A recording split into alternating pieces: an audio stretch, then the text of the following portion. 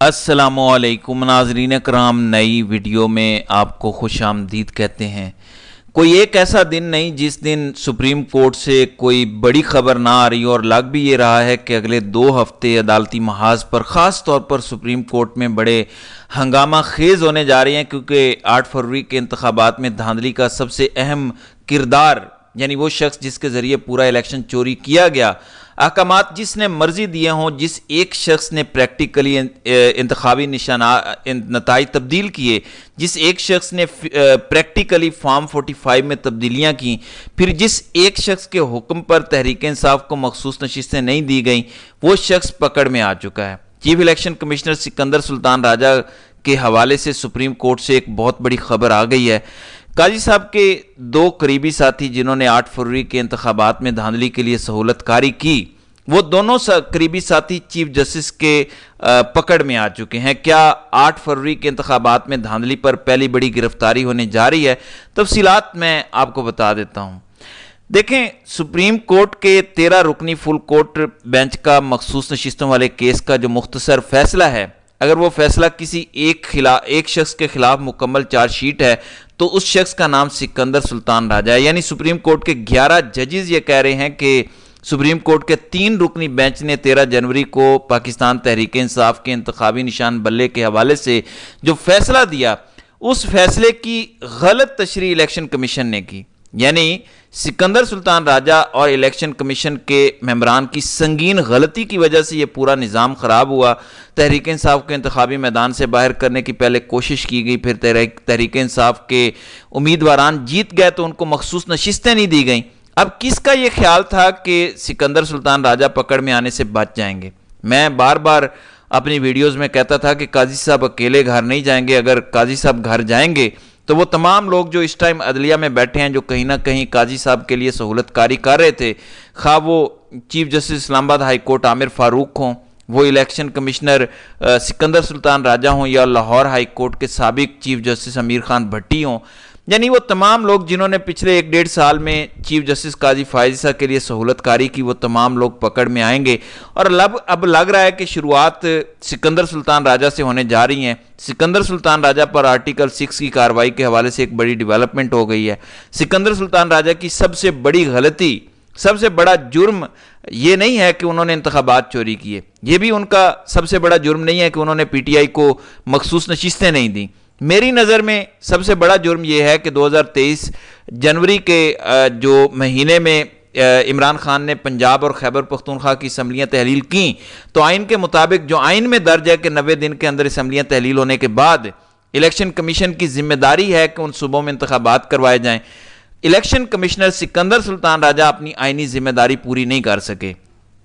یعنی جنوری کے مہینے میں جب عمران خان نے اسمبلیاں تحلیل کیں اور حکومتیں ختم کیں، تو 90 دن کے اندر الیکشن کمیشن نے انتخابات کروانے تھے۔ الیکشن کمیشن وہ انتخابات نہیں کروا سکا، جرم کا مرتکب ہوا، سنگین آئینی غلطی کی، سنگین غداری کی۔ اس کی سزا سکندر سلطان راجہ اور الیکشن کمیشن کے تمام ممبران کو ملنی تھی، اور وہ ملنا شروع ہو چکی ہے۔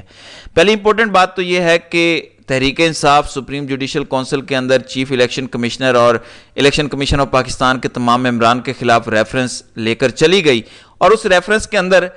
جو کچھ لکھ دیا ہے عمران خان کی ہدایت پر پی ٹی آئی کے وکلاء نے، اس ریفرنس کے اندر جو تفصیلات لکھ دی ہیں، چیف الیکشن کمشنر سکندر سلطان راجہ آرٹیکل 6 کی کارروائی سے بچ نہیں سکتے۔ دوسری امپورٹنٹ بات، مطیع اللہ جان کل انہوں نے بڑی زبردست خبر بریک کی۔ انہوں نے کہا کہ الیکشن کمیشن جو اڑ گیا ہے، یعنی الیکشن کمیشن نے 2 دن پہلے جو ایک پریس ریلیز کے ذریعے یہ واضح کر دیا کہ سپریم کورٹ کا جو مخصوص نشستوں والے کیس کا مختصر فیصلہ آیا ہے، ہم منوعاً اس فیصلے پر عمل درآمد کریں گے۔ دراصل سکندر سلطان راجہ نے یہ پیغام قاضی فائز عیسیٰ کو دیا ہے کہ اور یہ مطیع اللہ جان بڑے باخبر صحافی ہیں، ان کی خبر کی دیگر لوگ بھی تصدیق کر رہے ہیں کہ چیف الیکشن کمشنر کے گرد جب گھیرا تنگ ہوا تو انہوں نے اس گھیرے میں نہ صرف چیف جسٹس قاضی فائز عیسیٰ بلکہ اسلام آباد ہائی کورٹ کے چیف جسٹس عامر فاروق کو بھی لے آئے ہیں۔ میں نے کیوں کہا کہ قاضی صاحب کے 2 قریبی ساتھی پکڑ میں آ چکے ہیں جنہوں نے الیکشن میں دھاندلی کے لیے سہولت کاری کی۔ اب جو الیکشن کمیشن آف پاکستان نے سپریم کورٹ کے مختصر فیصلے پر رد عمل دیا، کہ ہم اس پر منوان عمل کرنے کے لیے تیار ہیں، یہ دراصل قاضی صاحب کو پیغام ہے کہ سپریم کورٹ میں جو تفصیلی فیصلہ مختصر نشستوں پر کیس کا جاری ہوا، اگر اس فیصلے میں تمام تر ملبہ الیکشن کمیشن پر ڈالا گیا، تمام تر قصور الیکشن کمیشن کا ٹھہرایا گیا، کیونکہ سپریم کورٹ کے ججز تو بار بار کہہ رہے ہیں کہ سپریم کورٹ کے فیصلے کی غلط تشریح ہوئی 13 جنوری کے فیصلے کی، جس کی وجہ سے یہ سارا بگاڑ ہوا، جس کی وجہ سے تحریک انصاف کو ایک سیاسی جماعت ماننے سے انکار کیا گیا، ان کے تمام امیدواران کو آزاد ڈکلیئر کیا گیا، پی ٹی آئی کو مخصوص نشستیں نہیں دی گئیں۔ یعنی سپریم کورٹ کے تمام ججز نے متفقہ یہ فیصلہ دیا کہ سکندر سلطان راجہ کی سنگین آئینی نااہلی کی وجہ سے یہ سارا معاملہ ہوا۔ اب سکندر سلطان راجہ کے خلاف جو ریفرنس دائر ہوا ہے، اس ریفرنس میں پی ٹی آئی نے جو تفصیلات لکھ دی ہیں، میں نے یہ بات کیوں کہی کہ میری نظر میں سکندر سلطان راجہ کے سب سے بڑا جرم یہ ہے کہ انہوں نے آئین کے اندر جو تاریخ درج ہے کہ 90 روز میں صوبوں میں انتخابات کروانے ہیں اسمبلیاں تحلیل ہونے کے بعد، اور وہ انہوں نے نہیں کرائے، اس کا مطلب ہے کہ وہ سنگین آئینی غداری یا سنگین آئینی غلطی انہوں نے کی۔ تحریک انصاف نے جو سپریم جوڈیشل کونسل میں ریفرنس دائر کیا ہے، کیونکہ سپریم جوڈیشل کونسل کے اندر ہی ریفرنس دائر کر کے الیکشن کمیشن کے ممبران اور چیف الیکشن کمشنر کو ہٹایا جا سکتا ہے، جس طرح ججز کے خلاف کارروائی سپریم جوڈیشل کونسل کر سکتا ہے، اسی طریقے سے چیف الیکشن کمشنر اور الیکشن کمیشن آف پاکستان کے ممبران کے خلاف بھی صرف جوڈیشل کمیشن ہی جو ہے وہ کارروائی کر سکتا ہے۔ اب سپریم جوڈیشل کونسل کے اندر یہ لکھا گیا ہے کہ پہلی بات تو یہ کہ جنوری کے مہینے میں جو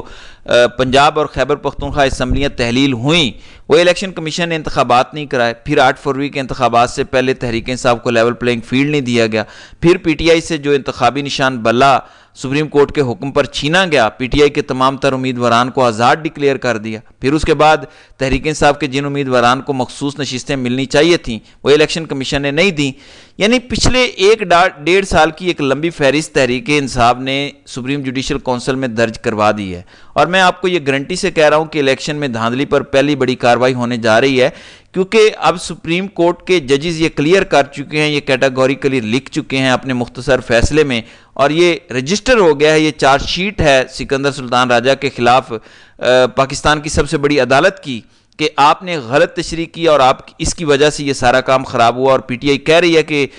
پہلے آپ ان سے پوچھیں کہ انہوں نے پچھلے سال 90 روز میں انتخابات کیوں نہیں کروائے، ان سے پوچھیں کہ انہوں نے جو 13 جنوری کے فیصلے کی غلط تشریح کی وہ کیوں کی۔ اتنے سادہ ہیں کہ انہوں نے غلط تشریح کر دی اور اس کے بعد 2-3 مہینے تک اس غلط تشریح کے مطابق فیصلے کرتے گئے۔ یعنی اگر اتنے بڑے عہدے پر بیٹھا شخص اتنی سنگین غلطیاں کرے، آپ ایسے ہی سمجھ لیں جیسے ایک پرائم منسٹر اتنا بڑا بھانڈ مارے غلطی کر دے، کیا اسے معاف کیا جائے گا؟ بالکل نہیں، کیونکہ وہ ایک سب سے بڑا آئینی عہدہ ہے الیکشن کروانا۔ الیکشن کمیشن آف پاکستان کی ذمہ داری ہے، اگر وہ اس ذمہ داری کو پورا نہیں کر سکتے تو وہ سنگین آئینی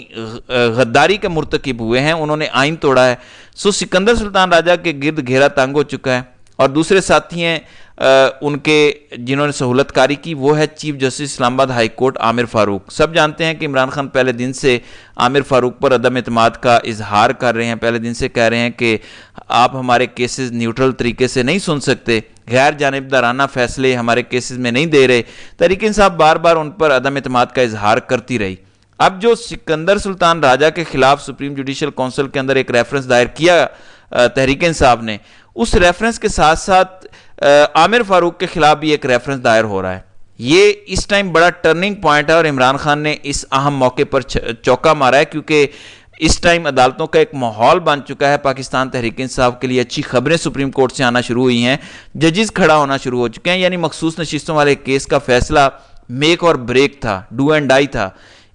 اس نے ساری چیزیں کلیئر کر دی کہ طاقت ہونے کے باوجود قاضی صاحب اکثریت کھو چکے ہیں، اقلیت میں آ چکے ہیں، اکثریت عمران خان کے ساتھ کھڑی ہو چکی ہے ججز کی۔ اس ٹائم کو بہتر جانتے ہوئے عمران خان نے چیف الیکشن کمشنر کے خلاف بھی ریفرنس دائر کر دیا، عامر فاروق کے خلاف بھی ریفرنس دائر کر دیا، اور اب یہ دونوں شخصیات اگر پھنستی ہیں تو کھرا جائے گا سیدھا قاضی صاحب کے اوپر، اور اگر قاضی صاحب بھی چلے جاتے ہیں، ویسے بھی ان کا جانا 100% کنفرم ہو چکا ہے۔ پچھلے 12-13 گھنٹے سے یہ خبریں گردش کر رہی ہیں کہ جی کا جانا ٹھہر گیا، صبح گیا یا شام گیا، یعنی وہ تو جا رہے ہیں، وہ تو الوداع ہو چکے ہیں، ان کی گیم تو اوور ہو چکی ہے۔ وہ اکیلے نہیں جائیں گے، ان کے ساتھ ساتھ بہت سے لوگ اور جائیں گے، ان کے ساتھ وہ تمام لوگ پکڑ میں آئیں گے، آرٹیکل 6 کی کارروائیاں ان کے خلاف ہوں گی کہ کس طریقے سے